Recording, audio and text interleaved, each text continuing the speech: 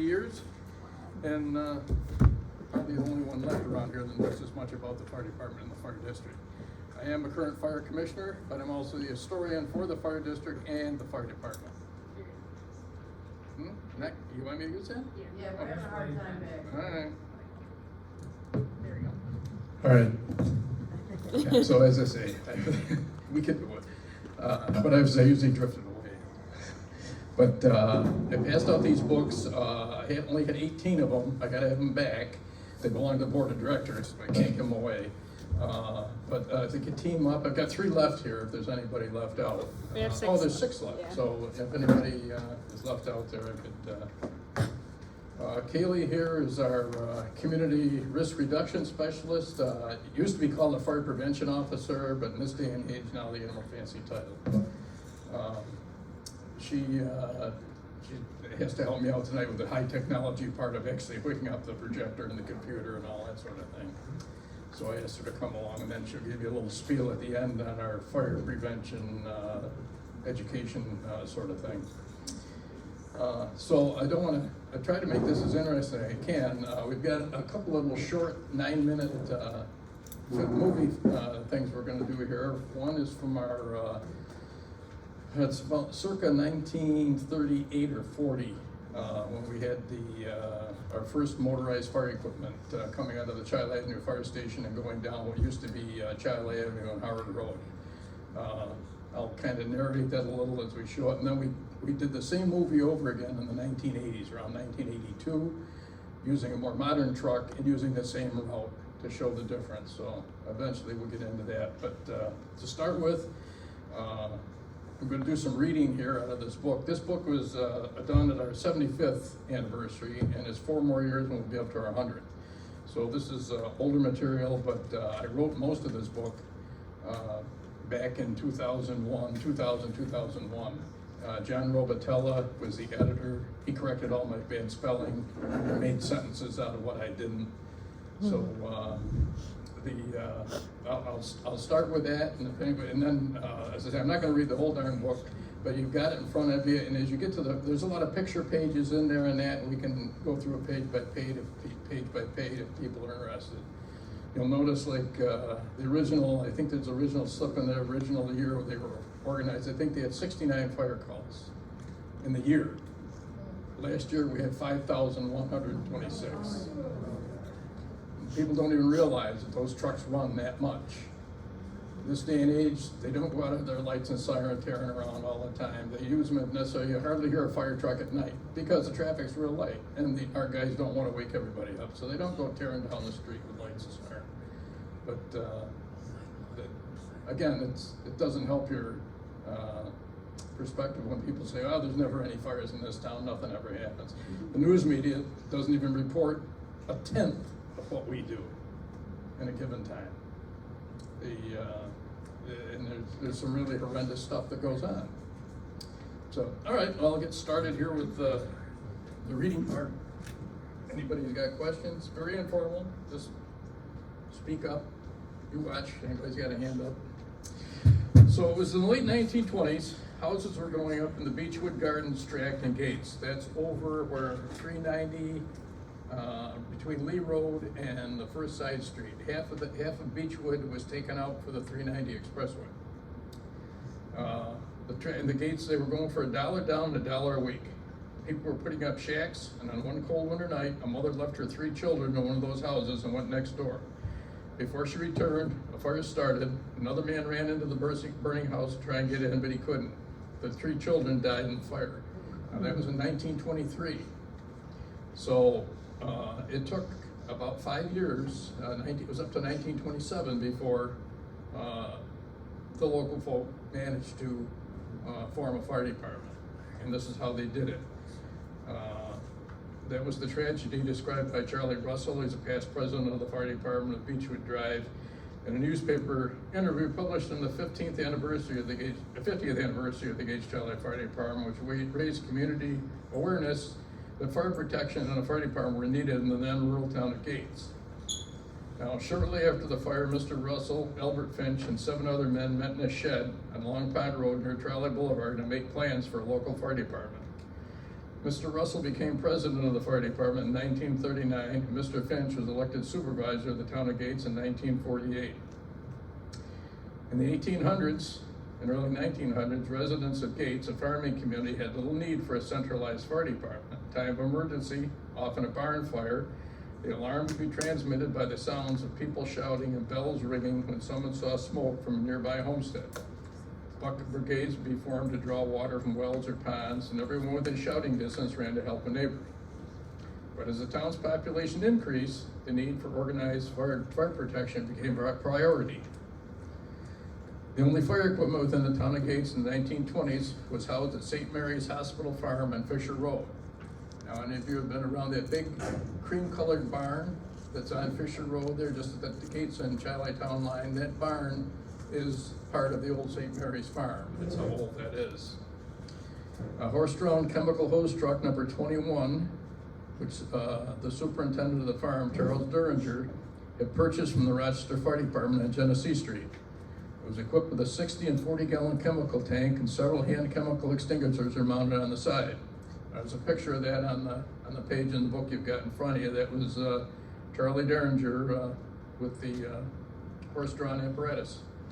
And the way this worked is there were several different alarm methods back in those days. The Sisters of Charity that ran St. Mary's, worked at St. Mary's Hospital, they lived on what's known as the St. Mary's Farm.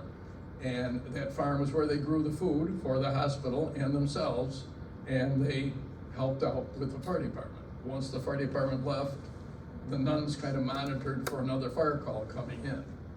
And there was a electronic or a siren on that barn. I had that siren over in our administration building. It was just plugged into a 110, and you flip the switch and the siren blew, and you shut the switch off to stop it. So it was nothing fancy, but it worked.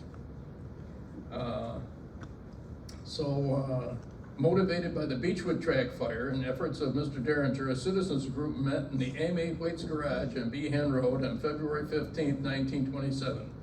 Led by H. Brown and Frank Cobb, they formed the Gates Protective Association. A week later, on February 22, 1927, the volunteers reconvened to meet with two men from the Rosecroft Club.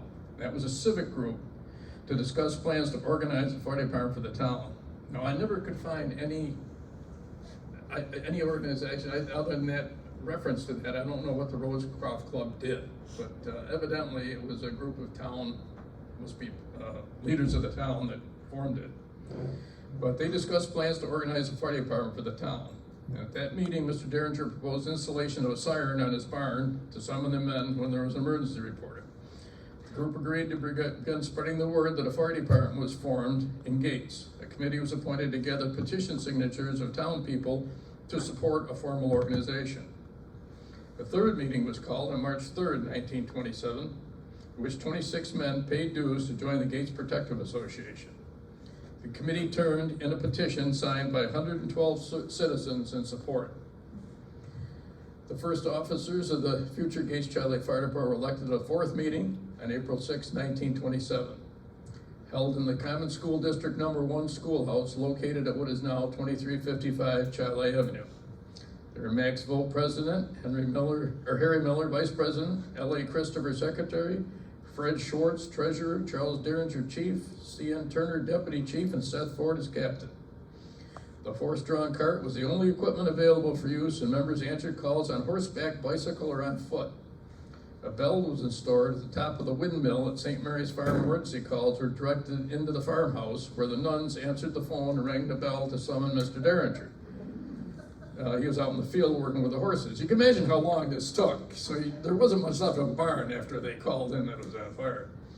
He would then change the harnesses, hook the team onto the chemical cart. The sisters stood by to answer calls from the volunteers and tell them location of the alarm. So the volunteers had to go to the barn, find out where it is, and then go to the fire. And back in that time, the Gates Fire District actually incorporated all of the town of Chi and all of the town of Gates. It was a very large district. I even heard before that they even went as far as into the North Greece territory. Ken, do you remember any of that? Or? Believe it or not, I heard about that. Okay. Yeah. There's a couple of interlopers here, not from Gates. There's a Ridge Road, a couple of North Greasers, and he's kind of a history buff from North Grease. It's Gene. Gene.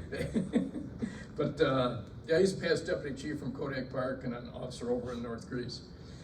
But yeah, it was a very large fire district, and it, as I say, it took a lot of time to get to. Anyways, the horse-drawn cart was the only equipment available for use, and members answered calls on horseback, bicycle, or on foot. So on November 14th, 1927, a committee was appointed to purchase a motorized truck. The GMC unit was delivered in January 1928 at a cost of $2,400. The body from the horse-drawn apparatus was transferred to the truck chassis. The truck was housed in a shed attached to the side of Seth Ford's grocery store at 2349 Chile Avenue, just to the east of the schoolhouse near the corner of the present Chile Avenue and Fisher Road. Funds were raised by dances and turkey raffles. Minstrel shows for the benefit of the fire department were held annually for 10 years. All meetings of the department were held in the schoolhouse. One of the first volunteers was the late Peter G. Phillipson. In a 1977 newspaper interview, he remembered the citizen called Seth Ford's grocery store to summon the fire department. But it got to the point where he had to pay for an extra telephone to be put in Seth's store because somebody was always talking on the phone. We got to remember, back in those days, there were a few phones, so everybody wanted to use the phone. He said that after the address of the call was taken, Seth would run her bicycle to St. Mary's Fard, just up Fisher Road, and sound the siren that had been installed at the barn at Mr. Derringer's suggestion. If we heard the siren, then we know to get to the barn as fast as we could, hitch up the team, and get going to the fire. We had signals of the siren too. He said that during the first few years, the men answered about 40 alarms a year. He remembered two major fires, one at a brickyard on Paul Road and another at a brickyard on Brooks Avenue. Usually all he had were barn fires though, he said. Mr. Phillipson's firefighting days ended when he suffered a fall while running to leap aboard the Hawes-Durham truck. I heard the siren, I heard the big rig coming down Fisher Road. He explained they slowed up a little and I tried to jump on, but I missed and fell headfirst into a ditch on the side of the road. My arms became stiffened after the accident. On the 50th anniversary of the department, firefighters found a yellow time-worn scrap of paper. Penciled on it was the formula that the volunteers used to mix the chemicals for the horse-drawn tanks. For the 60-gallon, you don't care about that part, but the formula is there. Prior to the formation of the Gates Protective Association, citizens had to call the suburban telephone operator or the sheriff's department to report a fire. Not many people outside of the town of Gates or Chile were aware that a new association had been formed. In fact, after the Gates Protective Association put out a fire early in the morning of March 1st, 1928, some people believed that a ghost company had extinguished the fire. A headline in the Rochester Times-Union on March 1st read, "Mystery cloaks identity of fire brigade making run to Scottsville Road." The story read in part, perhaps it was a ghost company manned by a company of grizzly smoke eaters returning from the spiritual realms to give battle to one more fire, or an illusion that a fire company did respond to the alarm. Louis J. Robb is positive the alarm was answered. "I was wakened at 2 o'clock this morning by a loud knocking on my front door," he told the Times-Union reporter. "I opened it and saw what I believe was the form of a man standing there. He asked me if there were any people living next door. I told him no. Then he seemed to vanish. I heard him say the house was burning." Reporters contacted Rochester's fire headquarters and learned that no city firefighters had responded to Scottsville Road. Even the city was unaware that there was a fire department in the town of Gates. However, Chief Derringer quickly changed that. The next day, he summoned a reporter and a photographer to the Seth Ford's grocery and proudly displayed the town's motorized truck and explained that the volunteer department had been organized about 11 months earlier. That night, the Times-Union reported missing fire company found safe and sound and in temporary quarters. The reporter wrote that this new outfit was the Phantom Company that suddenly appeared in the fire on Scottsville Road. And that to this day, the career staff at Station 1 has got an emblem that says the Ghost Company. Women in the community also expressed an interest in the newly organized fire department, and according to the May 7th, 1928 handwritten minutes of the department's meeting, Mrs. Simmons wanted to become a member. Captain Seth Ford was assigned the task to call on her and probably explain that a ladies' auxiliary had not yet been formed. The first boundaries of the Gates Protective Association included all of both towns of Gates and Chile. And today, the Gates Child Life Fire Department serves all of the town of Gates and about 12% of the portion of Child Life. On February 6, 1931, the voters of Common School District Number 1 adopted a resolution by a vote of 50-5 to sell the schoolhouse to the fire department for $2,000. Firefighters then set to work and remodeled into a double truck room, meeting hall, and caretaker's quarters. In 1922, the Gates Protective Association was incorporated under the membership corporate laws of New York State as the Gates Child Life Fire Department. Ladies Auxiliary was formed in 1933. And during the early years of the fire department, two additional companies were organized. Company number 2 in Chi-Li and company number 3 in North Gates. Company number 2 later withdrew from the association, led by John K. Steves. At that time, there was a gentleman by the name of John Lighthouse, who was chairman of our fire commission for 35 years, and he and Steves didn't get along. So that's why Chi-Li now has 3 fire stations and Gates has 3 fire stations. They split that up. So Mr. Steves was Chi-Li's first fire chief. And the company that was then located in North Gates is renamed Company Number 2, which is at Long Pond and Spencerport Road. In 1933, the district purchased 2 500-gallon Mack trucks. One of the trucks was in the North Gates Company, and the fire department wanted to buy land and build a station at the corner of Long Pond and Spencerport Roads. Not having enough funds for the project, Harry Miller, the second president of the fire department, loaned the money. The firehouse was constructed with volunteer labor in time for the arrival of the Mack trucks. Several years later, additional land was purchased near the corner of Buffalo and Coldwater Roads, and a third station, Company Number 3, was built. The first pumper assigned to Company Number 3 was mounted on a 1938 Chevrolet cabin chassis. Rochester Fire Equipment Company built the body and added the additional components to complete that truck. The plaque remains affixed to the truck today to credit Rochester Fire Equipment as the truck's builder. At a later date, a 1939 Chevrolet tanker was added to Company Number 3, and some old photographs depict both trucks together in the old firehouse. The pumper can be distinguished from the tanker by the front end pump. More on those trucks.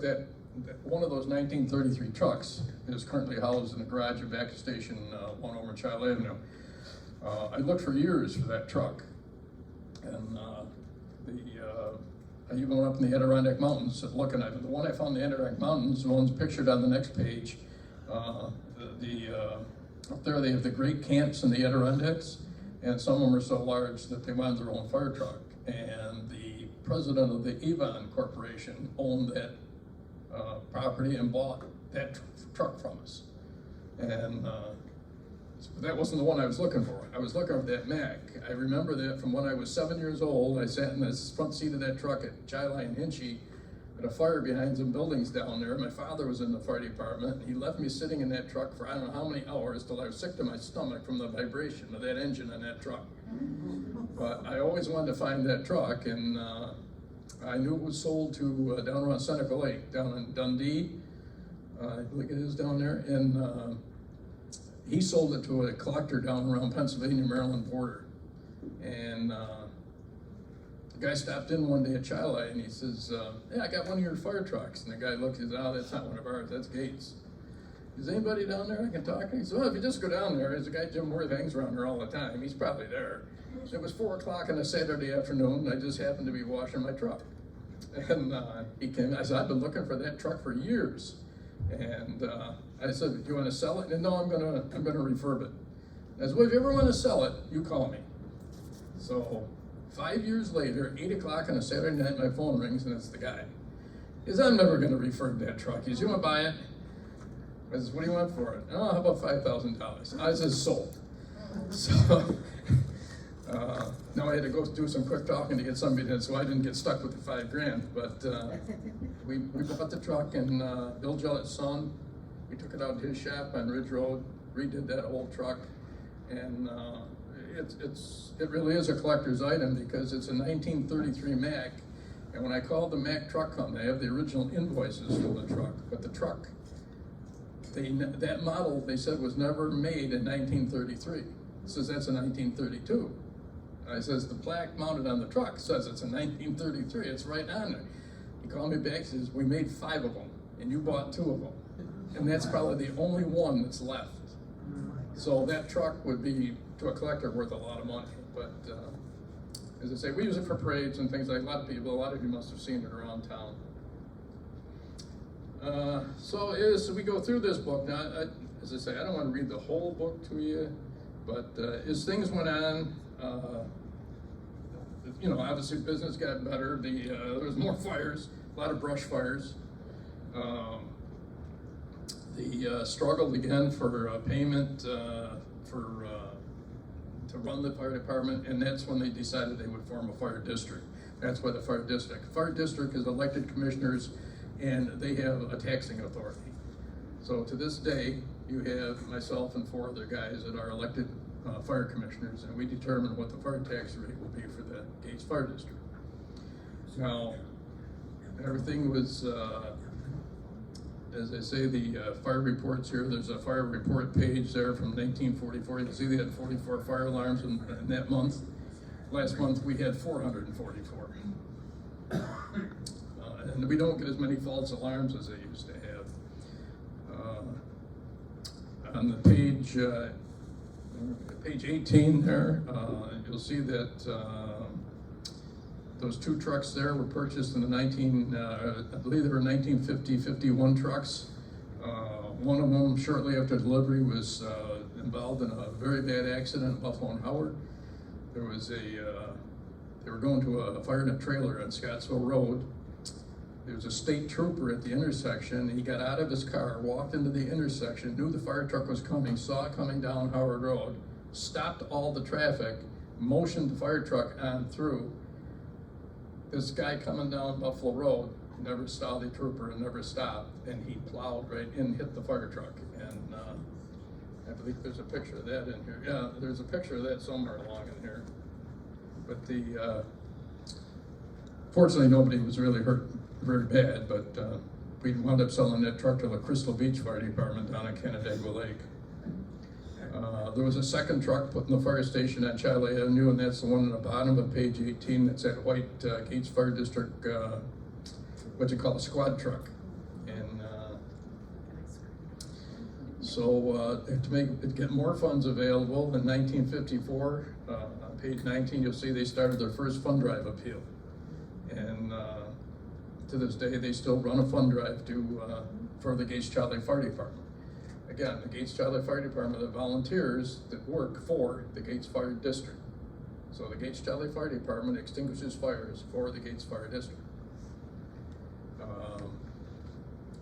As you thumb through here and other pages, there's other little stories here and captions that, as I say, I don't want to read into the whole, into all of the things that are on here. Kaylee, this might be a good time. Let's show I got a little clip here. It's on YouTube if you folks that are good with that sort of thing.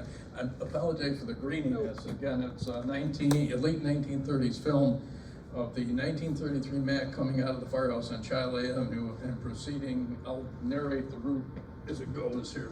Some of you might remember this.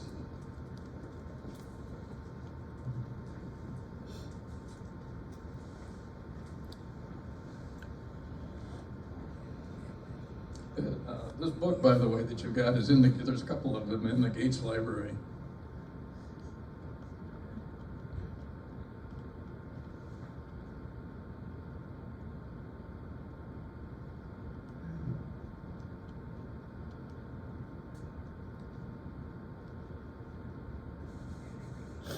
Kaylee. Hey, this is the video, not me.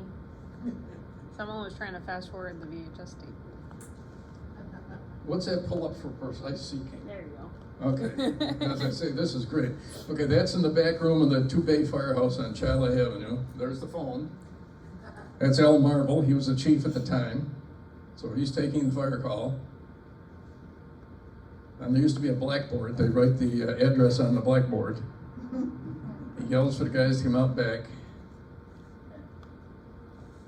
That's the 1933 Mack.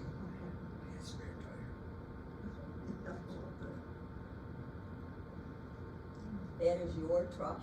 That is the truck that we have currently, yes. Now you'll notice the door just went up after the fire truck went out. All right, they're going down Chile Avenue. That building was Cobb's Inn. They're heading down Chile Avenue, almost to Howard Road.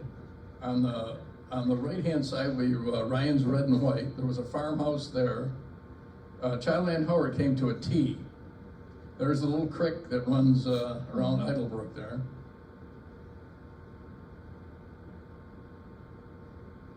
Now they're going down Howard Road, a little different today. There's one house there then, I think that house is still there. Oh no, wait a minute, we burned that down. It was.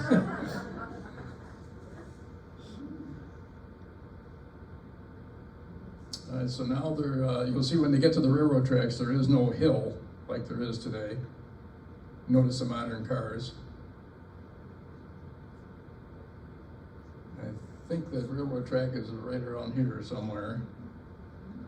Again, there's very little in the way of houses, it's all farm territory.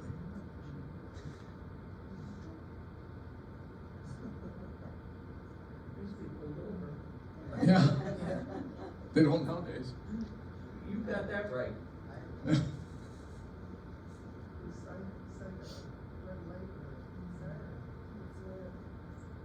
Usually they got their music cranked up so hard they can't hear anything.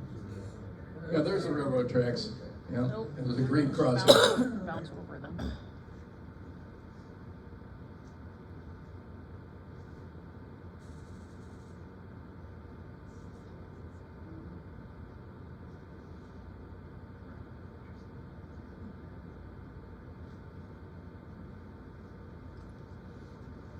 Now that was that Buffalo Road they just crossed? I think that was Buffalo Road they just crossed, and now they're going down Gatewood, and that's the Harding's. No, Thomas Edison School in that back parking lot. And even then they had sidewalks back there. Okay, now this is done in 1982, I believe. This is a 1962 Mack coming out of the next stage of Firehouse, the newer one, and going down the same route. So they're going down Chiley Avenue, which now has a divided highway. And there's the dentist's office and the realty office. It was Nathaniel's at the time. Halloran's is over on the other corner, and Schaefer's gas station straight ahead. And they'll make a left onto Howard Road.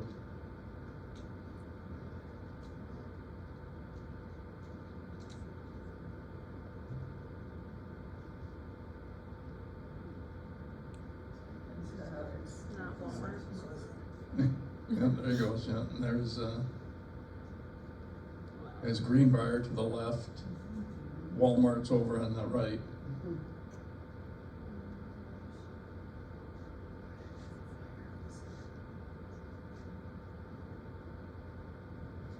A lot more trees nowadays, it grew up a few trees over the years.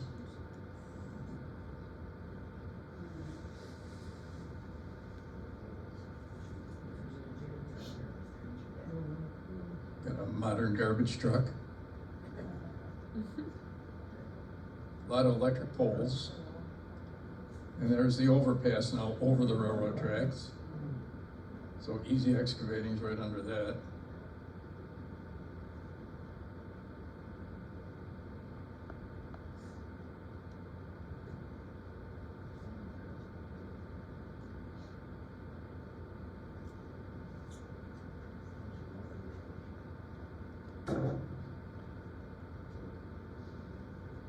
And there's Buffalo and Howard. We couldn't do this lights and siren, the chief wouldn't let. Too much liability. And there's Gatewood again, and down Gatewood to the school. I apologize again for the graininess, but again, that's old films and we're copying it through YouTube onto that system. But that's, I thought that'd be interesting. Now, as we, I'm just going to turn pages and maybe make comments on the rest of this. On page 24, there's a Cadillac there. Louis Whaley donated that Cadillac to the fire department so we could run an inhalator squad. And the Schrader Meatpacking Company donated a porta power so we could do vehicle rescues. And on page 25 is the trucks that were available. Those are 1960, 62, and I believe a 58 era truck. And you get pictures of the various firefighters. Yeah, there's that accident I was telling about on page 27 where the crashed fire truck wound up against the side of Nichols' garage. If you remember Nichols' garage there, right next to the trailer park. I won't get into reading all that. Then you're going to get into, as we start through here, the various fire chiefs have comments as we go through here over the years. Page 30 shows the fire at the Wishing Well. You folks remember the old Wishing Well restaurant on 12 or 1190 Charlie Avenue? Interesting story about that. The gentleman by the name of Daly ran that, and his wife was Kay Daly. She's a personal friend of my mother's. Yeah, but she was in the upstairs bedroom, and they couldn't get out. She climbed out on that front roof, but she was in her nightgown, and she was not going to come down off that roof. You were not going to look up under her nightgown as she came down that ladder, and she was going to sit there and die on that roof. The fireman had to take his coat off and wrap it around her to get her off of that roof and to get her to come down. Again, let's see. Oh, there's the Porta Power Pack gift from the Schrader Incorporated. At one point in time, we had to go for a brush truck. We were getting a large amount of large brush fires, and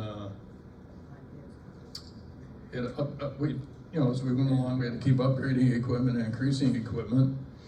Eventually, in 1968, Holman Chevrolet donated a Chevrolet Impala for a fire chief's car. So that gave the fire chief something to ride around in. And then as we get into the 1970s, we had to get into an aerial device. Fire districts are guided by what the National Fire Protection Association guidelines. And they determine how much you pay for your homeowner's fire insurance. And the fire department the fire departments are graded 1 through 10. And we are currently a class 3, and we're working to be a class 2, class 1 being your best. Class 10 are places that have no hydrants and run usually with tanker trucks and things like that. And all of those things determine what, it doesn't matter as much, it matters a little bit to homeowners, but it really matters to businesses, large corporations. But we had to have an aerial device, and that was the first aerial device we bought there on page 37.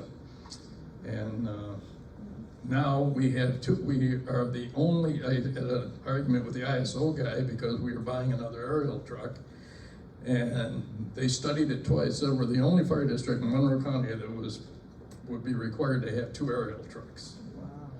And to get it, one of the big things I'm bugging with right now is they say that we technically need 3. And I mean, a new aerial truck right now is $1.5 million.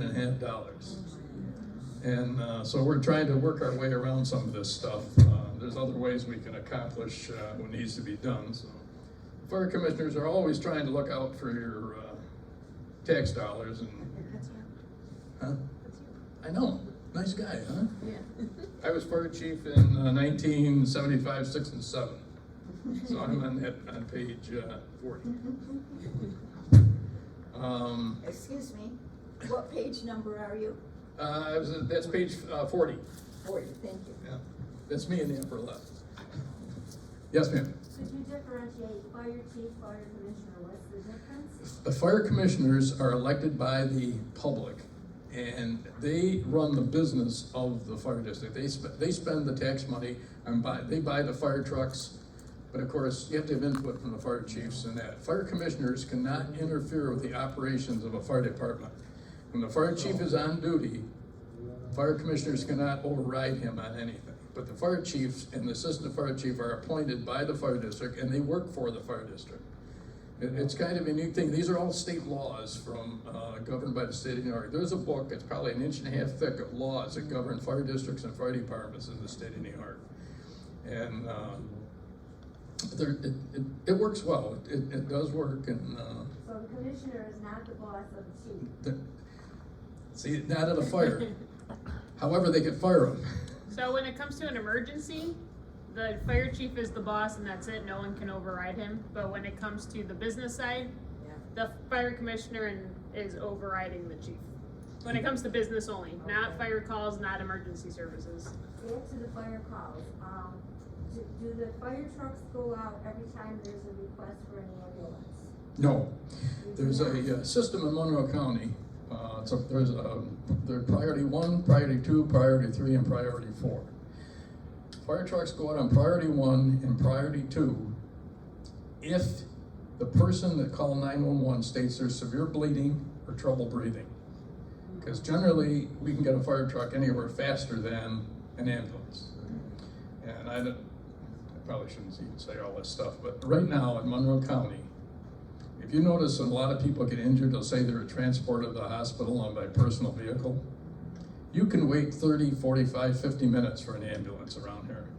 It is nothing for somebody in Gates. I remember it was Christmas Eve, this is past Christmas Eve I was listening. Somebody off of Scarlet Maple off Manitou Road needed an ambulance. The ambulance was coming from Brighton. 2 minutes later, there was another call and the ambulance came from Penfield. All the Gates ambulances were already out, and Monroe and the paid ambulances just don't have enough staff. They don't pay them, their salary range is terrible, and they just don't keep their staffs, and it's nothing to just be out of ambulances, and not just Gates, it's all over. We fortunately have an excellent ambulance service in Gates, but again, it's nothing for the Gates ambulance to get 3, 4, 5 calls at once. And it's the same way with the fire department. We've got 4 trucks manned, and like just 2 days ago, I was sitting there in like 5 minutes. All our trucks were out on calls, all different calls, but they're all out on calls. Now our next backup is Ridge Road. And we've even got a thing set up with them. If that Ridge Road truck is in quarters on Ridgeway Avenue and our Spencerport Road truck is out, the Ridge Road truck will take it. And we do the same for them. If their truck's out, we'll run over into the area around Long Pond and Unity Hospital and things like that. But we're trying all kinds of things. The volunteer fire service, US-wide, is declining rapidly.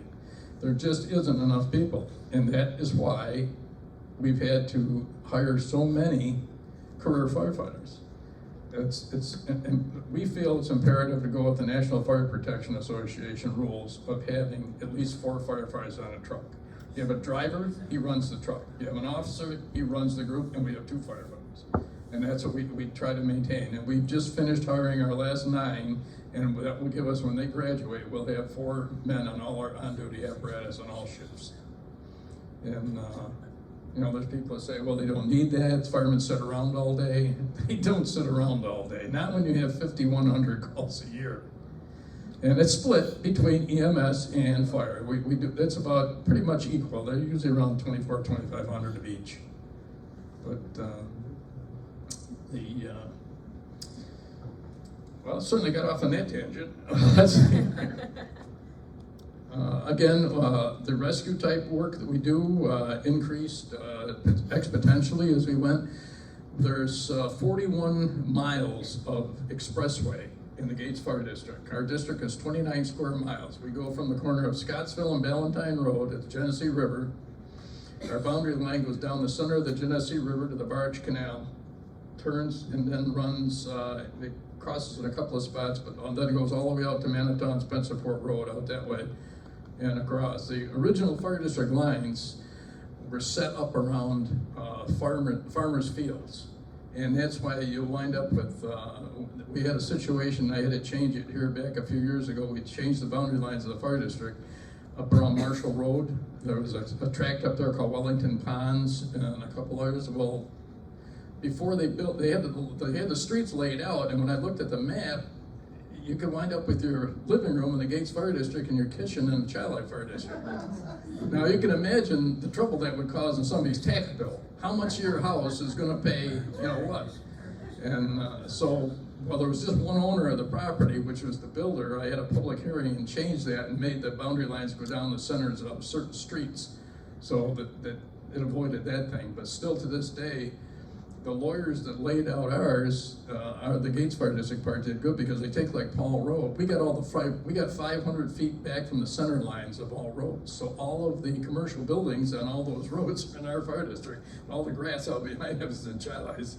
So we benefit on the tax money on that. But again, they're building in and it'll all equal out sooner or later. But we've had to get into, as they say, the rescue business increased where they invented these hydraulic tools called the Jaws of Life. Any of you who watch TV, you've seen them used down there. We do probably, back 10 years ago, I used to come out and count anymore. We were doing 150 calls on the expressway alone. It is nothing for us in the afternoon to get 3 and 4 calls on 390, 490. Today we did. How many? Today we had about 4. Yeah, I think they had 4 today. Yeah, there was a truck flipped over there at Lexington. It goes on all the time. It's just, you get a bright sunny day and there's just no figuring it. Why does somebody do that? And the district keeps growing. You take that new Amazon building that they just put up out there on Manitow Road. There's an exact duplicate of that building in a suburb outside of Syracuse. So our 2 chiefs went up there to talk to the fire chiefs up there to see how did that affect your fire district. And they said, to start out with, they were getting probably 2 to 3 calls a month at that facility, but now they're up to 10 and 11. That's 130 more calls a year, just from one customer.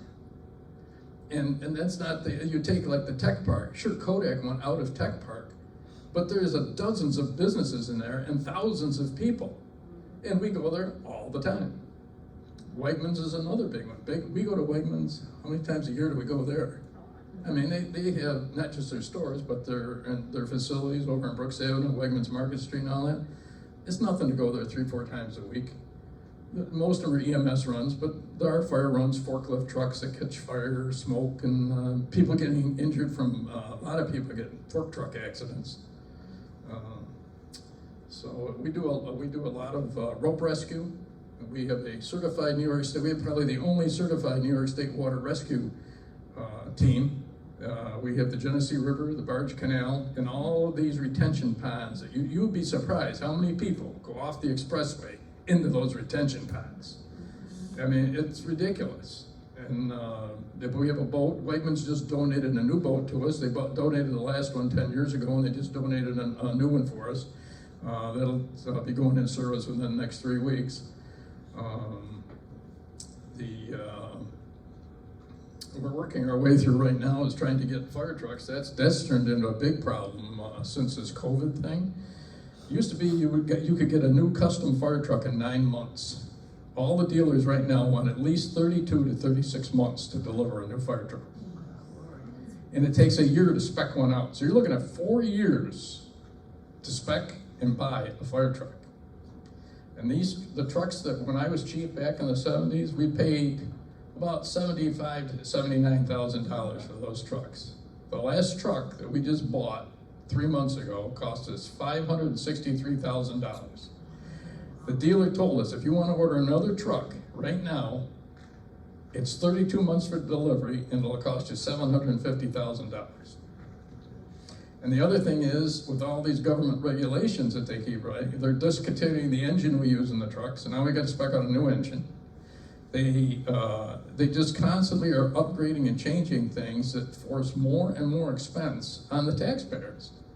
It was a joke going around that the signs that they put on fire trucks, like danger, electrical hazards, there was enough stickers now you can cover a whole fire truck and warning stickers of how you can get hurt on a fire truck.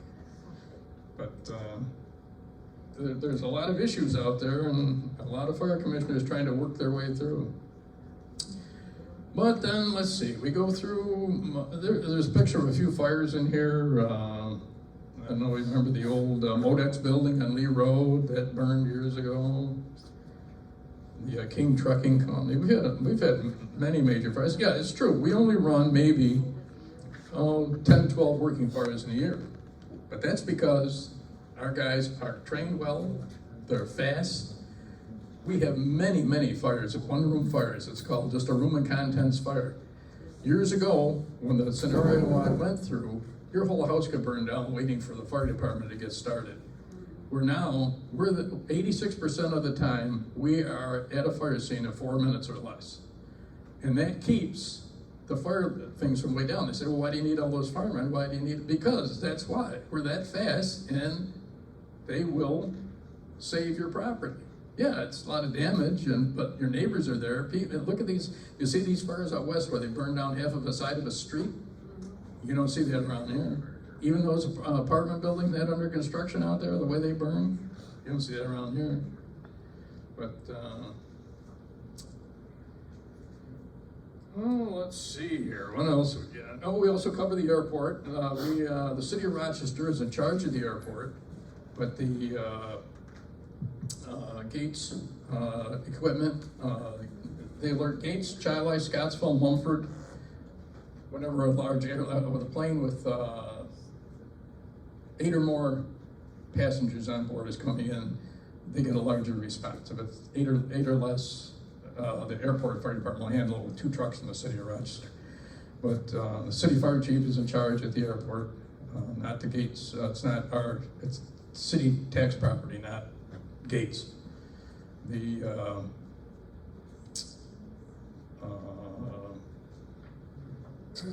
Yep.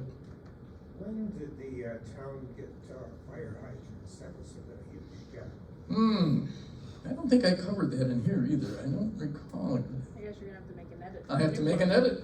I'm not exactly sure. And I used to work for the water department. When I first got out of the service, I worked for the Town of Gates Water Department here for 4 years. But they've been in for quite a while. They must have been back in those days. They must have had the hydrants back in those days. Because I remember that North Gates area, those were really old water mains over there in 1960. So. Oh, okay, 60s. I'm thinking, you probably didn't have them in the 30s. Again, I don't know that one. I'm not sure, but. Because I noticed you mentioned some tank trucks. Right, and at that time we had, because there was areas that didn't, in fact, the area around Elm Grove Road, Manitou Road, Coldwater Road, those were put in 1960, because that was what they call the Southwest Extension of the East Gates Water District, and I worked for the water department, so I know that it was put in at that time. And so that part out there was all fairly new. That's the newest addition to it. The West Gates area, that was a separate water district, but again, it all got incorporated in the Monroe County Water Authority after a while. But yeah, the towers that were out here, I used to climb the towers, the big checkered orange towers. I used to climb them and chase the light bulbs in the top so that the airplanes wouldn't hit them. Jim? Yep.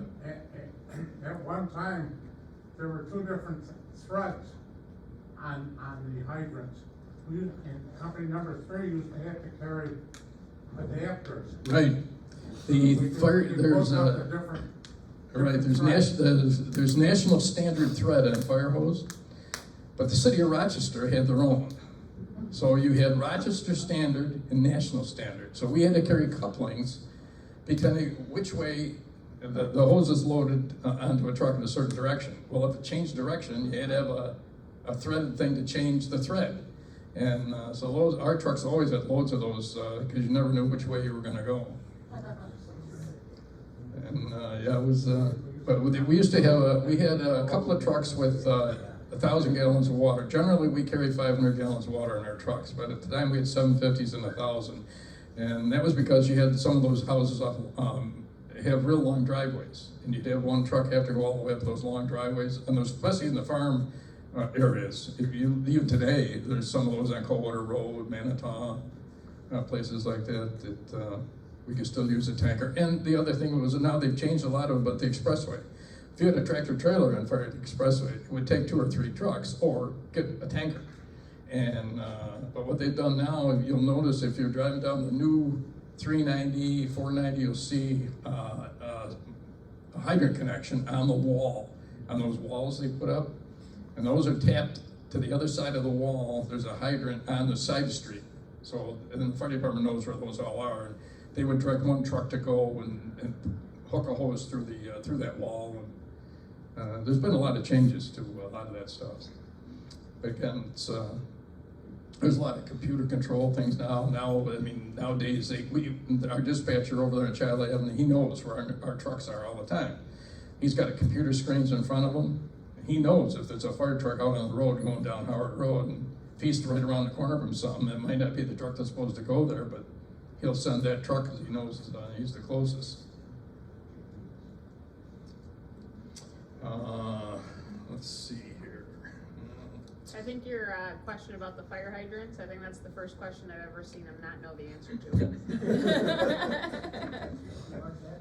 And I work for the water department. That's I why know, that I'm really annoys me. surprised.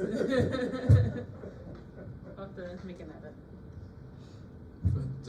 But we have a huge fire prevention program. I'm going to have Kaylee tell you about some of the things she does here on smoke detectors and things like that. Sure. What time are you supposed to be done? Well, it's 5 to 8. We've been an hour. How long am I supposed to go here? Yeah, how long do you guys want to be here? Because we could be here all night. No, I'm just kidding. So I'm Callie. I'm the Community Risk Reduction Specialist. And basically my job, I would say 50% of it is teaching the children in the Gage Child School District, plus some. Anything about fire prevention, we're teaching them. We have curriculum from preschool to 8th grade, basically. So every preschool to 8th grader in the Gage Child School District, plus some few classes in North Star and Hope Hall, and we even help Spencerport out once in a while because they're all volunteer. We teach them, all those children, fire safety every single year. So every child that goes through these schools gets fire safety every single year. And thankfully, because of that, and because of the person that started this before me, Joe Manus, we've actually been able to get smoke alarms in people's homes quicker, limit fires in the neighborhoods, because the children actually go home and tell their parents, hey, we need smoke alarms. And then those children actually end up having a small fire in their house, and they know exactly what to do because of our program. So that's one huge benefit. I also have an assistant that helps me because me being one person, I cannot hit all those kids by myself. We have a smoke and carbon monoxide alarm program, so everyone that lives in the Gates Fire District gets free smoke alarms and free carbon monoxide alarms. All you have to do is call me. We'll make an appointment, I'll come to your home, and I'll install all brand new ones, free of charge. The Red Cross helps us out with that. And then the Gage Child Fire Department buys the carbon monoxide alarms. So anyone, no matter what time of the day it is, even if I'm not working, our firefighters can come to your home and change out your smoke alarms and carbon monoxide alarms and make sure that you're completely safe no matter what. What else do we do? We have a car seat program that we do. So if someone has a car seat or doesn't know how to install it, I know probably most of you probably didn't even have a car seat for your children. And that's what most grandparents come in, they're like, we never even had these for our kids, and they all survived. But they are complicated to put in now, so that's why we have trained firefighters, and myself and my assistant Lori, we install car seats for people when they come to the firehouse, or we check up on them, make sure the child fits them correctly because they do expire. They are really hard to put in, and if they're not installed properly, a child can unfortunately pass away in a car accident because of it. So we need to make sure that those are good. What else do? We do a lot of the random little things. Fire extinguisher training. Fire extinguisher training. We go to businesses. We come actually to the annex here and teach a few classes. We go to St. Jude's and Dunn Towers and all those big buildings. And we teach fire safety classes, fall prevention classes. We pretty much cover anything that involves, we've been getting into a little more medical things, not just fire safety, because like fall prevention and things like that, to make sure people are being safe when it comes to what's in your home, to make sure you're not injuring yourself. Yeah. Are you doing more CPR classes? So that's one thing. We do some CPR classes when it comes to, so we have a Citizens Fire Academy where anyone can sign up and come, and we do a CPR class then. We're doing a junior fire academy right now, so our middle schoolers can sign up, and we're having middle schoolers at our firehouse all week this week and teaching them all about fire safety, and we did CPR training today. But when it comes to just a CPR class, we let Gates Ambulance handle that because that's their forte. We don't wanna kind of tread too much into their territory, but we do help them if they are in need of assistance with a large class. Or if someone comes to us asking for a CPR class, we kind of work together to get that figured out. But we do offer those things. Stop the Bleed's another big one that's been popular these days. We teach that as well. But any questions? Go ahead. We have a fire extinguisher Oh. that's been in our house for, well, I've lived in it for 40-some years. Oh, geez. And it was there long before me. Uh-huh. When my in-laws lived there, 20 years before that. So it's good, and I have no idea if it's any good. Yeah, I would say definitely I would so. replace it. Yeah. Well, it would be really good if someone were to burglarize your house and your home, you could hit them with it. But that's about all it's good for probably now. So I just learned this information from a person that they do fire extinguishers only, that's their job. They refill them and do them for businesses and stuff. He said a residential fire extinguisher only lasts about 6 years. Yeah, so if you need one, I would highly recommend having one for your home. And like I said, if you don't know how to use it, we can help you learn how to use it. It's fairly simple. And they sell them at the big box stores, Wegmans, Home Depot, Lowe's, Walmart, and they're fairly cheap. How do I get rid of the one I have? So the one that you have, Eco Park actually takes them for free. Yeah, they recycle them. You don't want to put them in the garbage because the compactors and the garbage trucks can make them, they can explode in there. You don't want that to happen because they are pressurized. Jim will take it for his museum. Yeah, if you had, yeah, yours definitely belongs in a museum if it's that old. Tell me what museum it is. The Jim Werth Museum. There you go. Anything else? So if you have any questions or you think of something, so when you guys come up here and go to leave, I do have some cards up here about smoke alarm and carbon monoxide alarm safety, fire extinguishers, holiday hazards, home fire safety, cooking fire safety is a big one. Most fires in homes are because of cooking. So make sure you're up on your fire safety for that, and having a fire escape plan is number one. So everyone needs 2 ways out of every room in your home. So if you have windows blocked in your bedroom that you sleep in, make sure you unblock them, because if a fire were to occur in the hallway, you need another way out, right? So just a little tip there, but our phone number is on the bottom of all these cards. Also, my business card is up here, so if you have any questions, you can email me, call me, text me. My cell phone number's on there. Or our business line and our social media, if you have those, are on these cards at the bottom as well. But that's all my spiel. Thank you very much. Jeff, Oh. you made a comment about false alarms decreasing over time. Do you have a theory about that? Again, we do, I guess a lot of them are called good intent alarms. We do a tremendous amount of automatic alarms, and a lot of those are false alarms. Well, a lot of them aren't too, but yeah, the malicious type false alarms have gone way down, where kids calling things in and that sort of thing, those are way down. But because I noticed on that one report, they had 35 false alarms in 1 month. I mean, we might have 2. I mean, it's very unusual. Whereas again, the automatic type alarm where a spider crawls into a detector or something like that takes off. And thankfully, a lot of that's because of our programs that have been going on for the last 15, 20 years in the schools. We're teaching the kids, not to call 911, and we repeat that same message for almost 10 years of their life. So they kind of get that ingrained in their minds. And, those kids from the last 20 years have grown up to be adults now, and thankfully they're kind of continuing on that education. So that's also part of it too in this town. Yeah, the fire education now is a state law that the part she teaches in schools, that's a state law that the kids have to be taught fire prevention. There's a certain number of hours of fire prevention they have to have. And so we make sure that they get it. Other than that, as I say, the service has been declining across the country. We're down to I think 9 volunteers right now. We used to have 135. And we have to supplement that, we have currently 72 paid firefighters. We have 16 at North Greece. 16, right? That guy from Grease Ridge, what do you got, 5? Volunteers. Yeah, about 5. Yeah, Chile, all of these, right now I know Spencerport's looking to hire a paid fire chief. They're eventually going to be going paid. Chile has already just put on paid dispatchers.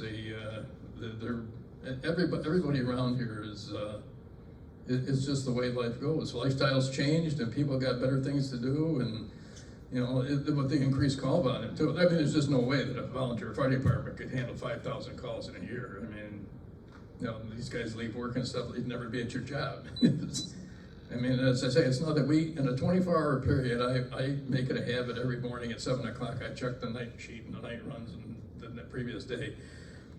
Generally, we average in the area of 9 or 10, but we've had as many as 51 calls in a 24-hour period, and that's without a thunderstorm or anything. That was just 51 days that the sun was shining, and you had that many. But if we can get 28, 25, 24, and that might happen once a week that we'd get that many. And it's a busy operation. Okay, any other questions or anything? Your question. Since you have the inside scoop on how to keep your own home safe, would there be websites that we could take advantage of? Many people live in a home with only one upper story to lower story escape. And I wondered, what do you, as people who live in your own homes, know about and take care of that we would have no clue about? And also what websites to go to, like an emergency ladder, or what do we do to protect ourselves? Yeah, so if you have a 2-story home, there's one thing that you could buy that would really help escape the 2nd story, especially if your bedroom's up there, is a fire escape ladder. They're fairly inexpensive. I don't think I've ever seen one in the store, not like I've ever looked for one, because I live on it. I've seen the store. Have you? Yeah. All right. I believe they do sell them in the big box stores, but if you need assistance looking for one online, they definitely do sell them on Amazon and places like that for fairly cheap, maybe $20, $30 at most. That's a fairly easy thing to have in your home. We teach the kids in school to hang and drop from the windowsill. If there were a fire in their home and they had to go out the 2nd story window, to not hurt themselves. But we also recommend them, if they don't have, if they can buy a ladder, buy it, because it's totally worth it. It'll save you a lot of injury that could happen from that hang and drop. And then also another little thing that people don't know is smoke alarms and carbon monoxide alarms expire. They only last, the smoke alarms only last 10 years, and the battery operated carbon monoxide alarms only last 7. So once they hit that mark, they usually stop working and they start chirping at you annoyingly, and you gotta throw it away anyway. But sometimes they do last. The oldest smoke alarm I've seen in someone's home is from the 70s. I swear, and it still works, but it wouldn't be reliable if there was a real fire. Just because it chirps doesn't mean it's reliable. The sensors in them do get a little gunked up with dust that you can't remove. You can't really clean them that well. So after 10 years, you need new smoke alarms, all of them replaced, even the hardwired ones. They all expire. Even fire extinguisher too, and your upper level window. Oh, a fire extinguisher. Yeah, so he mentioned fire extinguishers. If you can get a fire extinguisher, I would have one near your kitchen, not in your kitchen, because if your kitchen's on fire, I don't want you running into your kitchen to go find it. So somewhere near your kitchen, you should have that fire extinguisher. And also, I've seen people keep them in their bedrooms or their bedroom bathroom or someplace upstairs if you have 2 levels. So if you go out of your room at night and your house is on fire, or there's a small fire starting, you can take that fire extinguisher quick, kind of put it out. Maybe it'll help you escape. Maybe it might put the whole fire out, but at least it'll help some. Go ahead. I completely forgot. Yeah. But I used to work for the state, and in Wells, New York, there was a terrific fire, and many residents lost their lives. There was no fire station. It was a really stupid setup how they built it. And anyway, lint in the screen of the dryer, and that would be checked in our homes. Mm-hmm. But how do you go beyond the screen to get what's deeper and Yeah. stuck in there? As firefighters, can you give us more information So you're supposed to clean out your whole dryer at least like once a year, meaning the pipe and everything. I didn't know this because I'm a young person and rent a home and I don't know this. So my dryer has that kind of corrugated, stretchy hose thing. Apparently you're not supposed to have that connected to your dryer. That's like a big no-no. You're supposed to have smooth pipe so no link can get stuck in it. I did not know that, and when I opened up that pipe to look inside of it after 5 years, I was like, oh my God. It was pretty gross and I was pretty embarrassed at myself, so I'll never do that again. But definitely clean out just the regular trap. A lot of people don't do that on a normal basis. And then if you see that your dryer's not drying very well, it's probably because there's a lot of lint buildup somewhere in there. And if you're not a handy person to figure that out, definitely hire someone, have someone come over to detach everything and clean that out well, because we do go to a bunch of dryer fires just because of the lint. I just remembered that YouTube would probably solve it. Yeah. There you go. Go ahead, sir. Information there. So, I think we know how Jim got into this. Did that- Yeah. How did you get into this? So mine wasn't. I'm the first firefighter in my family. My family is from the country of Greece. All my grandparents, I'm second generation here from the country of Greece, not Greece, New York. I'm actually originally from New Jersey, and I started when I was 16. I became an explorer in my small little 2 square mile town near Atlantic City. And when I became an explorer, the paid captain at my volunteer fire station, thought I was pretty decent. All I wanted to do was hang out with my friends, and he sent me to EMT school for free, so I became an EMT at 16. I also went to dispatcher school for free during high school for free, and they put me through all this training, and I ended up liking it, thankfully, after all that training. And I decided to move up to Brighton. Brighton, I don't know if they still do it, but they have a bunk-in program, so a college student that goes to college full-time can stay at their firehouse for free, as long as they work 24 hours a week with the paid staff and go to college full-time. So that's what I did. She was the shotgun on Brighton's ladder truck. Yeah, so Brighton has their par paid, par volunteer, mostly volunteer. And me being an 18-year-old college kid, I was the officer, quote unquote, of the Brighton fire truck with the paid staff, which is pretty scary. And it put a lot of pressure on me, but it did give me a lot of experience. I chose not to go down the path of becoming a career firefighter, per se. That's why I chose the career path that I'm in. So I'm a volunteer in Spencerport. That's where I live currently. For the next year, I get married soon, and I'm gonna be moving to Lindenville, where my house is gonna be built. So I won't be a Spencerport volunteer soon here, but I volunteer there. I work here as the community risk reduction specialist, which is just an office job.